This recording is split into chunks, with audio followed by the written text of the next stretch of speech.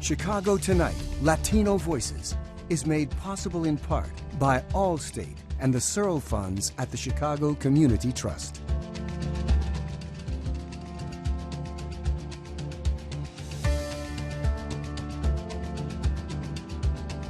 Good evening y bienvenidos to Chicago Tonight, Latino Voices. I'm Alex Hernandez of Univision Chicago Primera Hora, which airs every weekday morning at 5 and 6. Thank you for sharing part of your weekend with us. On the show tonight, Illinois lawmakers are responding to a recent high-profile retail thefts by proposing a new category of theft, and that has community groups sounding the alarm about the potential of over-criminalization. A University of Chicago study reveals the long-term benefits of bilingual education for young English learners. The iconic Puerto Rican flags over Paseo Boricua in Humboldt Park are poised for landmark status.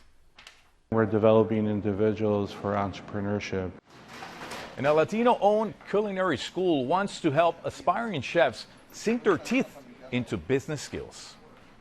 First off tonight, in recent months, a few high-profile retail thefts, sometimes called smash-and-grab thefts, have grabbed headlines.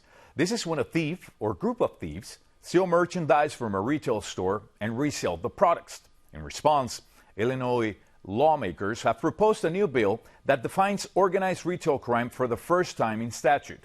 But some community groups are raising concerns, saying the legislation will further harm communities that have been oppressed by the criminal justice system for decades.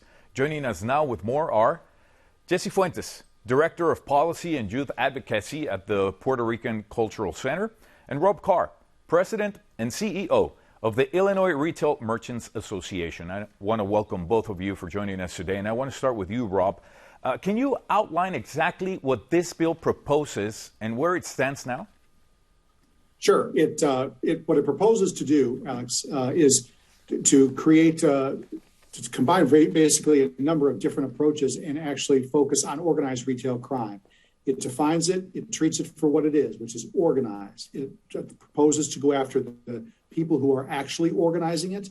As you noted at the opening segment, it's a plague, and we've averaged one a day since January 1, and we've had many more prior. That's a very short description of what it does. It also creates some intelligence gathering and sharing opportunities for law enforcement, creates some dedicated resources, attacks smash and grabs, so it treats those what we're seeing as well, and it's an attempt to restore confidence in our neighborhoods and our communities.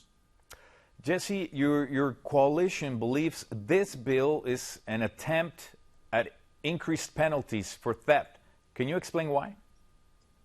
Absolutely. I mean, we don't believe that redefining broad categories of retail theft as organized retail theft will reduce the number of crimes that we see today. It's not going to address the root causes of the issue. We think that this piece of legislation will ensure that the legal consequences can be that much more punitive. We exist within a state that currently has a very low threshold in comparison to some of our neighboring states. There are states that have $1,000 or $2,500 thresholds for retail theft to be a felony. This seems to be a backdoor type of deal to ensure that, the legal penalties are more punitive. Rob, there are already currently laws on the books against theft. Why do you believe new legislation is necessary? Well, I think it ignores the fact of what it is. It's organized retail crime. Retail theft doesn't fit that way. Every prosecutor will tell you that. They'll also tell you that they have to try to cobble together the conspiracy theories. They have to try to use different statutes for burglary, some of which may or may not apply. What we have to understand, organized retail theft is different from somebody going in, stealing whatever, a candy bar, a loaf of bread for themselves. This is actually stealing large quantities or larger quantities, often in smaller amounts at multiple locations, and then they're trying to monetize it. That money then funds other illicit activity, guns, human trafficking, drugs, other problems that plague our communities. So that's the reason it's needed. You also need to treat it for what it is, which is multi-jurisdictional. That is, it often does not occur just in one space, like a retail theft might occur at one store. These occur at multiple stores, they occur over multiple areas, and the perpetrators of this, the organizers, fence it, transport it, and monetize it over multiple jurisdictions. So you think it should be treated differently when the thieves go into high retail stores, for example?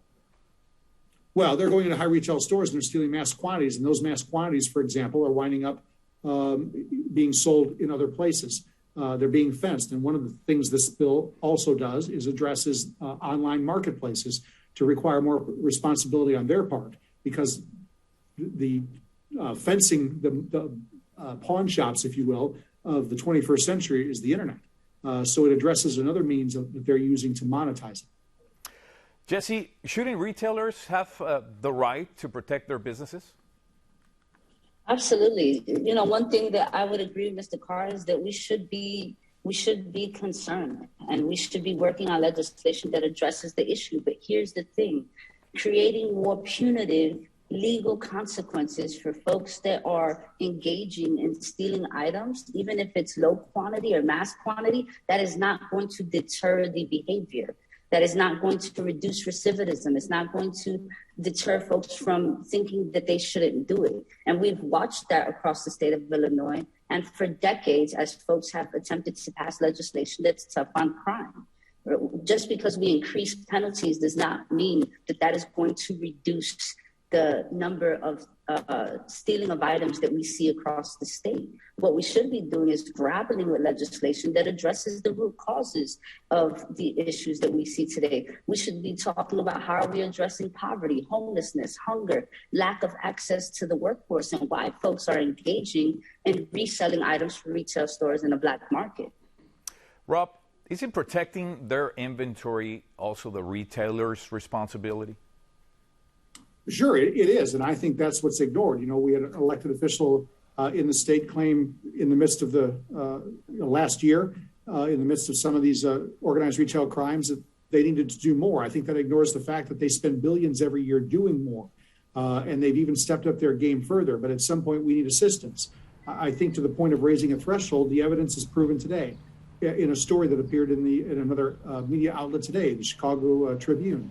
A individual was picked up with a 9mm gun, already out on parole and electronic monitoring, had in his belt, stole $995. He stole $995 from a local store because under current policy in Cook County by the prosecutor, she won't prosecute for anything under $1,000. The thieves know what they're doing.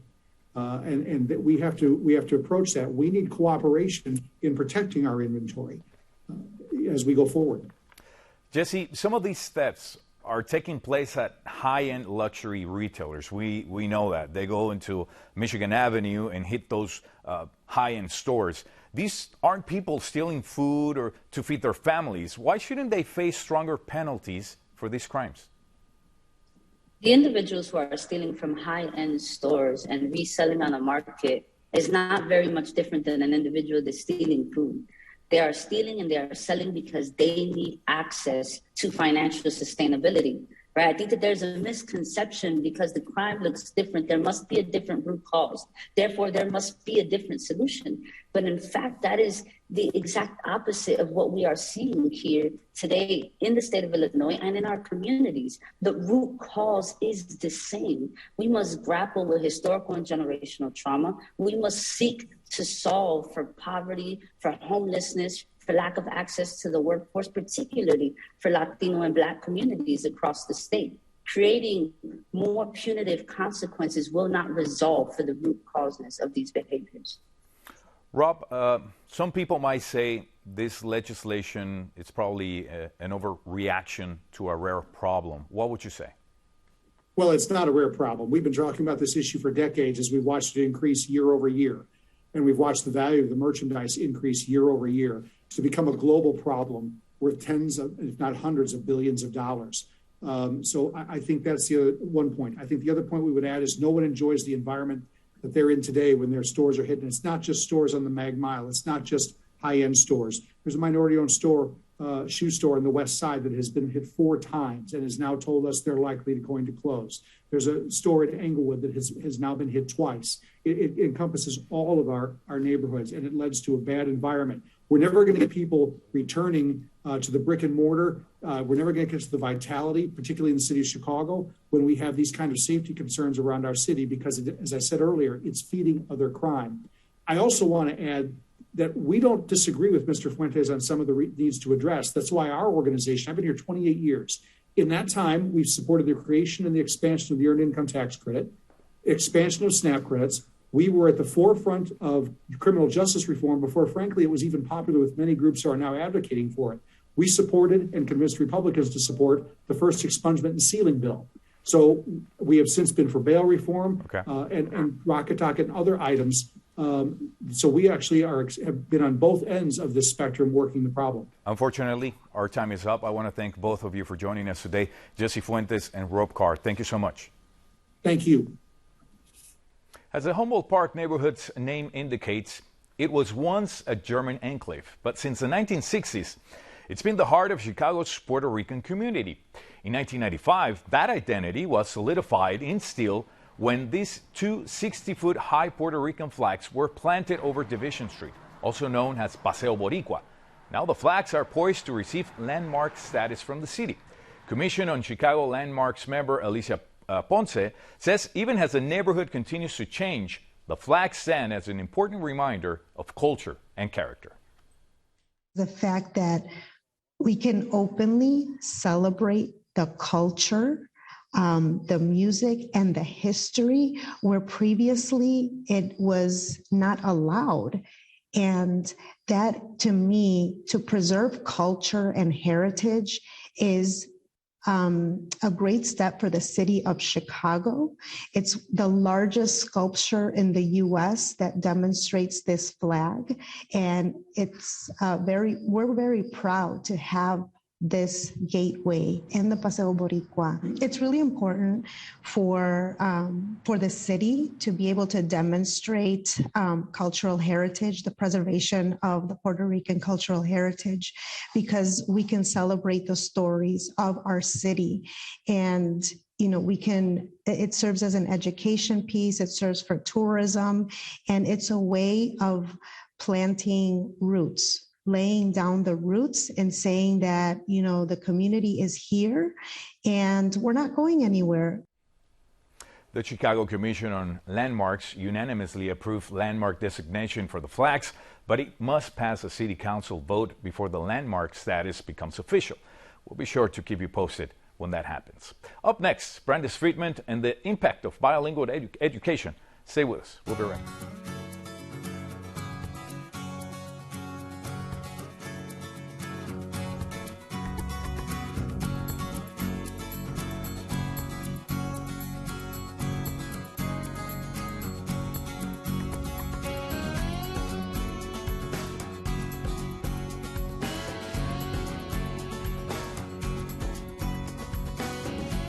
Illinois school districts are reporting a shortage of bilingual education teachers, with as many as 100 vacancies as of last October.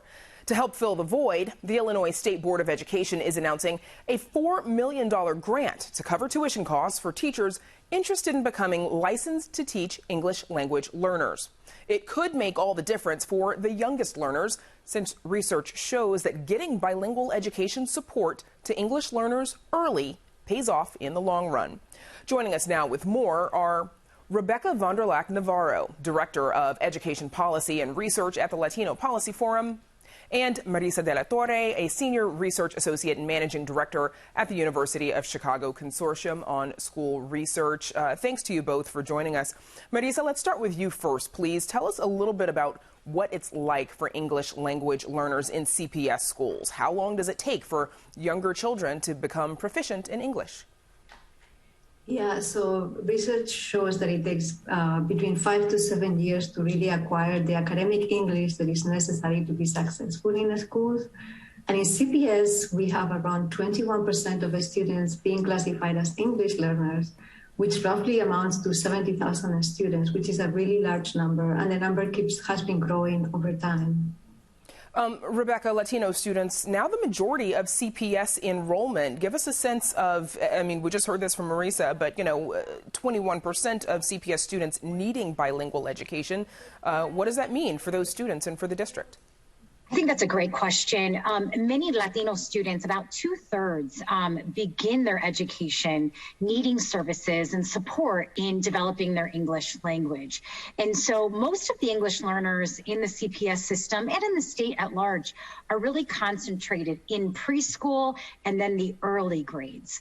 And so statewide, about 74% of our English learners are Latino Spanish speaking. It's actually a little higher within CPS. But I also want to point out, we also have tremendous language diversity statewide and in CPS as well. And so it's a really rich and exciting group of students.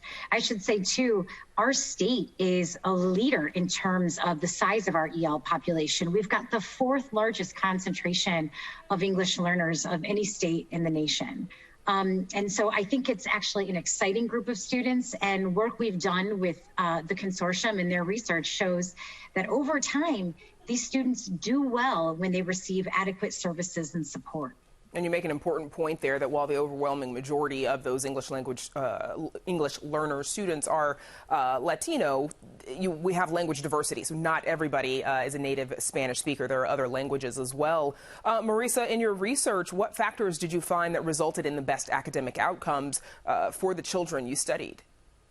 Yeah, so we found a couple of factors. One is attending pre-K programs in CPS, especially if it is a full-day classroom, really sets the students in a path to success. First of all, they actually acquire English at a faster rate, and their early literacy skills are much better if they attend a full-day pre-K program. So they really puts them on the path to be kindergarten ready.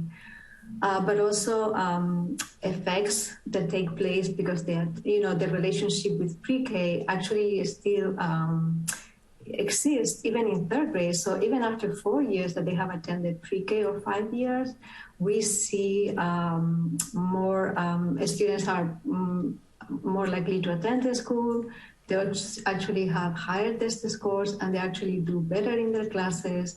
They have higher grades. So, attending pre-K, especially full day, seems to be a really strong factor that helps the students be in a path to success. At the same time, receiving bilingual services seems to be very important for the students.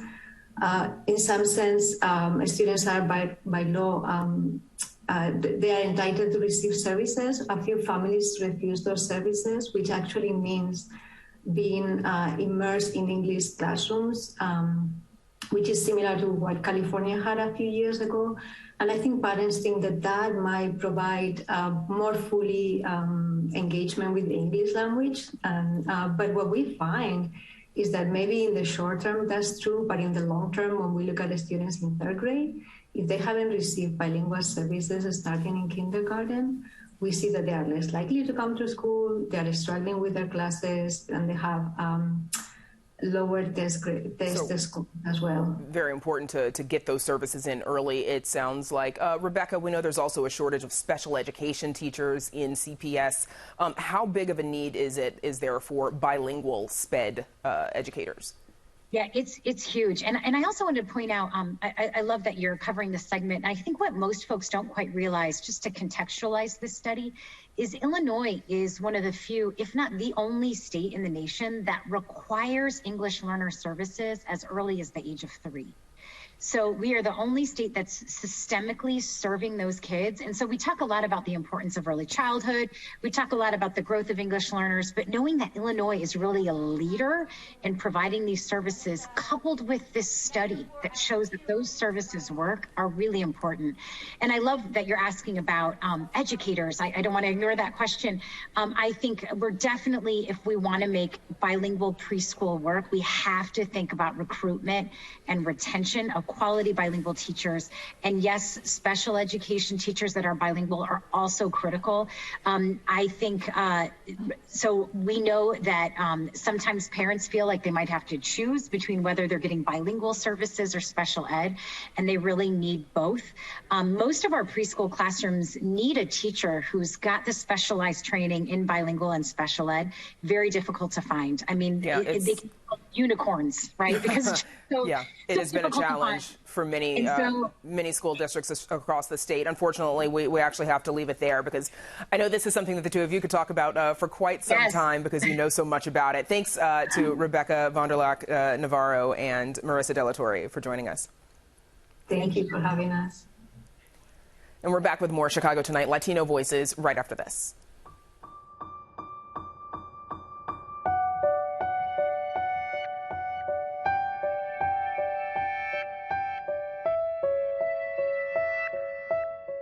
Don't ever miss Chicago Tonight. Subscribe to our podcast. Get a daily download of our show delivered to your desktop or mobile device.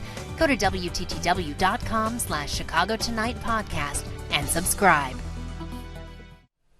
From chefs to servers, from bar back to front of the office, Latinos are the backbone of the restaurant industry, especially here in Chicago. But their presence diminishes significantly when it comes to actually owning those businesses. Now, a local culinary school is hoping to create more diversity in food business ownership.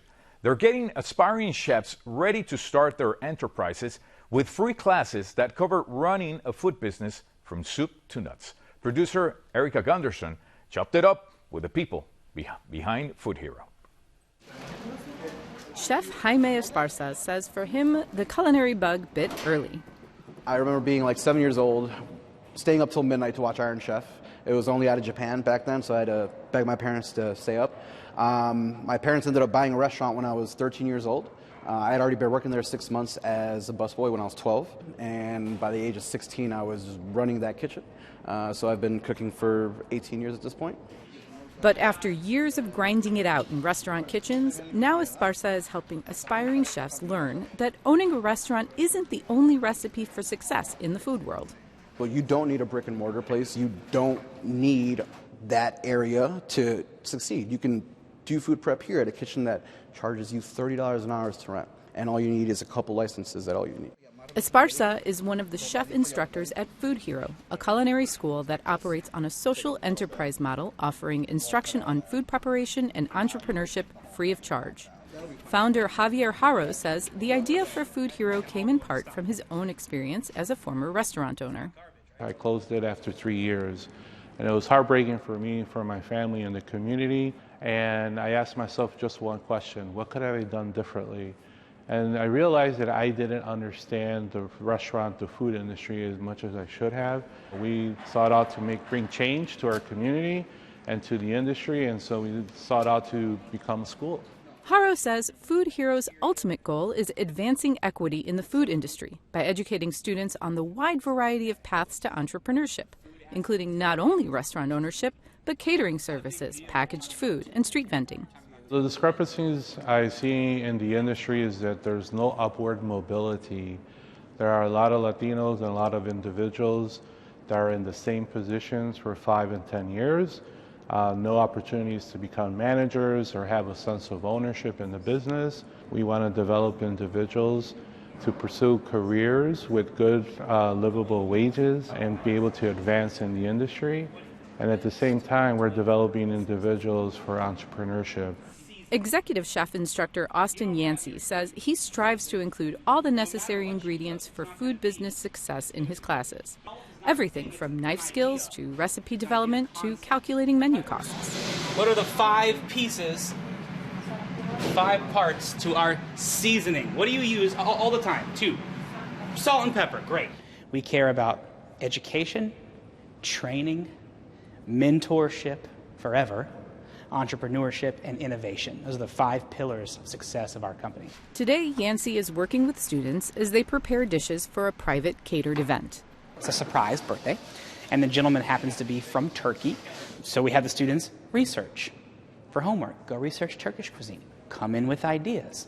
We help build a menu. We go through a menu exercise. And then we prep it all here in our professional kitchen, take it to the client's home, and then execute.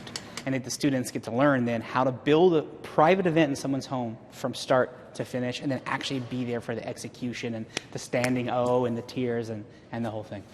Haro says making this kind of education broadly accessible is what's needed to make diverse ownership in the food industry achievable. Sometimes saying I want to own my own restaurant or start my own business feels so far-fetched, but the reality is in today's marketplace, with the technology and the tools that are available and the access to capital, I feel that to start a business is a lot easier today than it was, a few years back. And so we want to demonstrate and show those individuals that dream is possible and attainable. For Chicago Tonight, Latino Voices, this is Erica Gunderson. Food Hero is currently enrolling students for its 8-week summer cohort. You'll find more on that on our website as well.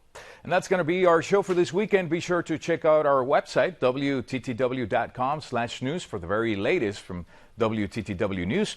And if you're watching us on Saturday night, know that you can also catch Latino Voices and Black Voices on Sundays beginning at 10. Don't forget to tune in to Primera Hora as well on Univision Chicago every weekday morning. Next week on Latino Voices, Michael Puente with WBEC will be here in the host chair. Now for all of us here at Chicago Tonight, Latino Voices, I'm Alex Hernandez. Thank you for sharing part of your weekend with us. Buenas noches.